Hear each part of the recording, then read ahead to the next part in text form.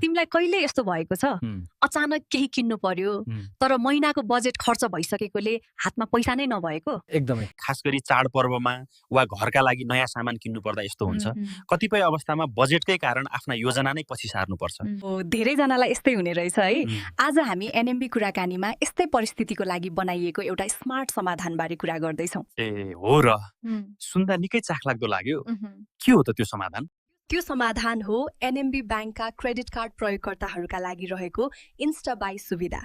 यसले हाम्रो 5,000 रुपियाँ माथिको कुनै पनि खरिद जस्तै मोबाइल, ल्यापटप, गरगहना, अस्पतालको शुल्क वा हवाई टिकटलाई सजिलै मासिक किस्ता यानि इएमआईमा बदल्न मद्दत गर्छ। ए तर यसको प्रक्रिया झन्झटिलो त हुँदैन? बैंक गएर कागजपत्र भरिरहनु पर्छ कि? पर्दैन, बैंक धाइरहनु पर्ने झन्झट नै छैन। प्रक्रिया एकदमै सजिलो छ। तिमीले क्रेडिट कार्डबाट सामान किनिसकेपछि पिओएस मेसिनको रसिद र पसलको प्यान वा भ्याट बिल एनएमबी को एप वा वेबसाइटको इन्स्टाबाई पोर्टलमा अपलोड गरे पुग्छ। ओहो, भनेपछि त आफ्नै फोनबाट सबै काम हुने भयो।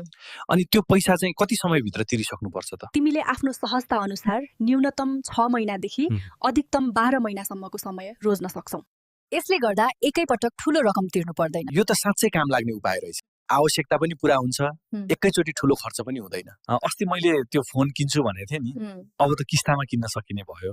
हो, एनएमबी इन्स्टाबाई जस्ता सही सुविधा र आधुनिक तरिका अपनाउन सके जीवन धेरै सहज र सुरक्षित हुन्छ।